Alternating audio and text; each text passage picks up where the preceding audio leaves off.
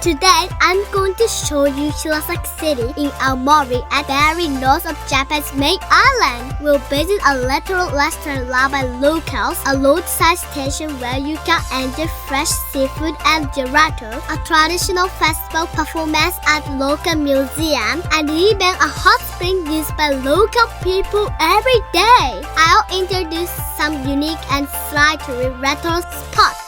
If you like this video, please subscribe to our YouTube channel and give it a thumbs up. It would make me so happy and help me make more fun videos for you. Okay, then let's start!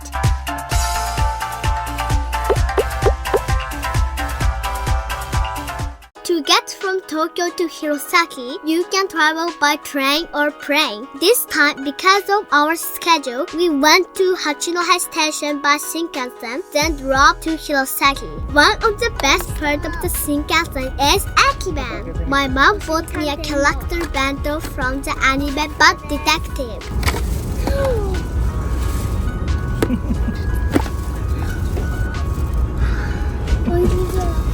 ちょっと開けてみせて。これなんか卵に。And my dad has this classic bento box. It looks really yummy too.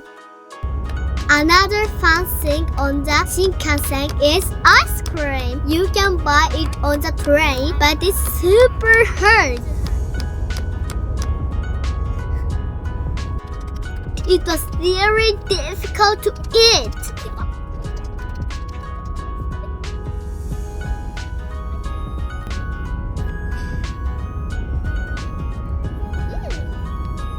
After arriving at Hachinohe station, we rented a car and drove about 2 hours to Hirosaki.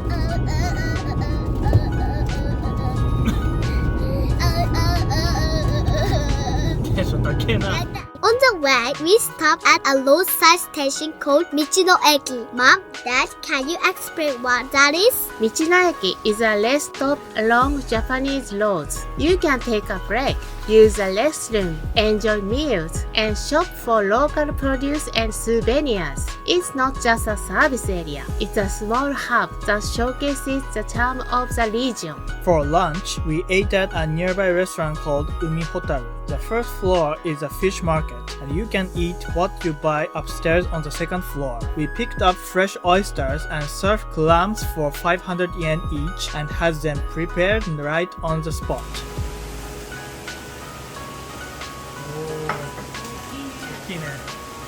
We enjoyed them upstairs along with a seafood set meal. They were incredibly fresh and delicious.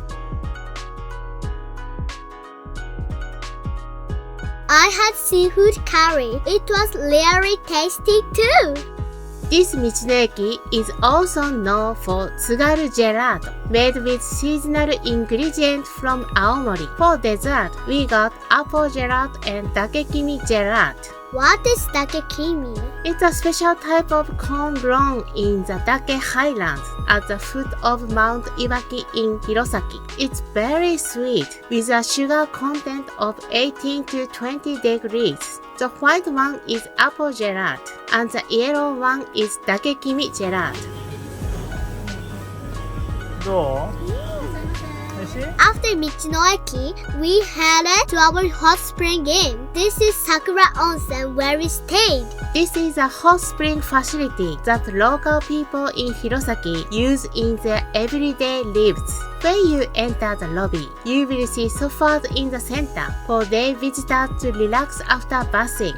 For Japanese people, it feels very nostalgic and retro. We stayed for 2 nights this time. This is a room where we stayed. Since it wasn't a busy season, they combined 2 rooms into one for us, which are usually separated. With the aged tatami mats and even an old CRT television, the room has a wonderfully retro atmosphere.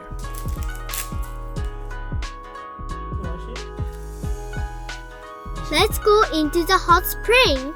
On the first day, we use a private family bath together. The bath is made entirely of Japanese cypress, so it smells like wood inside. The spring water here is a sodium chloride bicarbonate type, very rich in minerals with a slight petroleum scent. It's hard to see on camera, but the water has a beautiful emerald color. Out of curiosity, I tasted it. It was very salty and not good at all.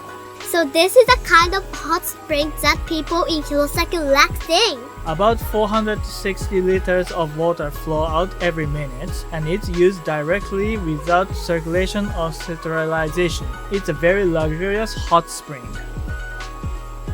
After the bath, it's dinner time. We had a dinner in the dining area in the lobby. It's not a refined space like a luxury ryokan, but eating in a lively space with day visitors coming and going has its own charm. It felt like the kind of meals we had during school training camps.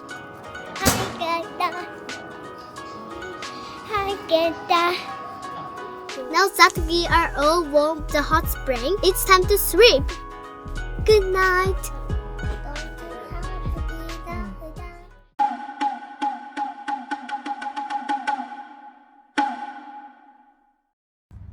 I woke up early in the morning while the two of them were still asleep, so I took a walk nearby. Mornings in Hirosaki in February are freezing to the core. This Sakura Onsen was originally operated by a taxi company, so there is a taxi stand right next to it. Snow was piled high on the roofs of the houses, really, everywhere you looked. Even the nearby castle ruins was completely covered in snow, with information signs and stone monuments buried underneath. By the way, our room was located around here, but the snow was so deep that we couldn't even see outside through the window. Here our breakfast. It feels like classic Japanese breakfast, very homey and comforting. On this day, we mainly visited to the Hirosaki Castle Snow Lantern Festival held at Hirosaki Park. It started in 1977 and is a warm local festival with a long history. We already made another video about this festival, so please check that out. Here I'll show you the Hirosaki City tourist center that we visited before going to the festival. This building provides tourist information about Hirosaki and the surrounding area. It also displays floats used in the Hirosaki Neputa Festival, which takes place in summer. Let me show you a little bit what it looks like.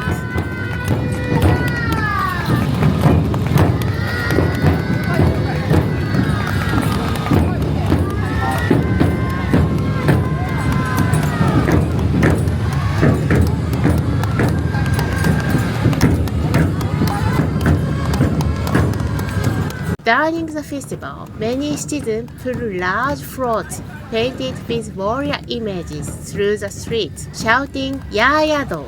It's an important intangible folk cultural asset of Hirosaki, held every year from August 1st to 7th. Today, fan-shaped floats called Ogi Neputa are the most common, while the doll-shaped Kumi Neputa have become rare in Hirosaki. On this day, there was also a live performance of festival music with flutes and drum inside the building, so we watch it.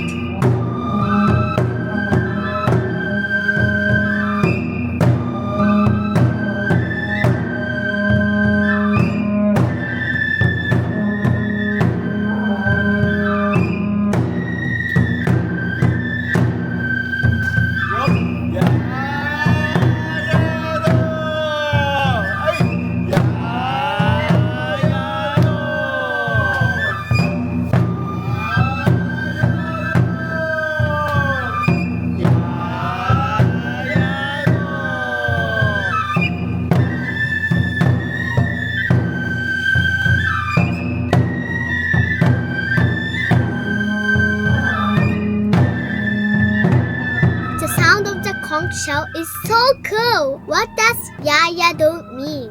The exact meaning isn't clearly known, but it's believed to have evolved from phrases like "ya ya ya yo" in all Neputa songs, or shout like "ya ya" used during historical Neputa battles. There are actually several different chant variations besides Ya-Ya-Do. Festival music from the Tohoku region really get you excited. Maybe it's in our DNA. It really stirs the soul. It was a valuable 20-minute experience with both performance and explanation. If you want to learn more about the Hirosaki Neputa Festival, you should definitely visit Tsugaru Neputa Village, an interactive cultural facility.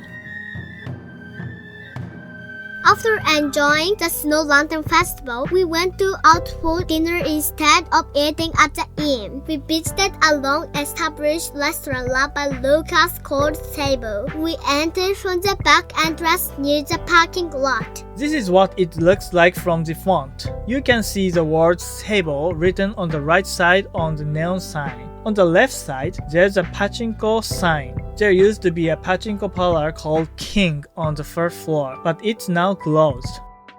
Inside, you'll notice a large staircase, mosaic tile artwork, and a sparkling thread-like chandelier. It's a classical interior, but it also has a slightly liminal, almost surreal atmosphere.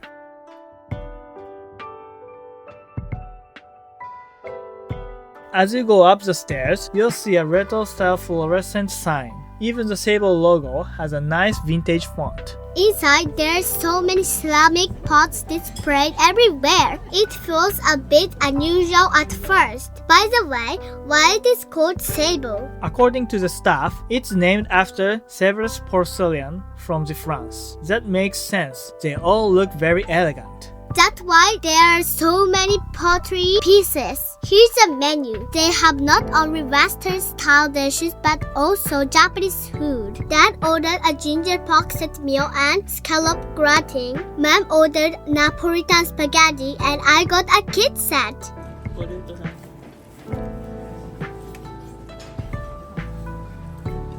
And for dessert, pudding a la mode. Pudding a la mode in here is famous for its huge portion. Wow, it's so big!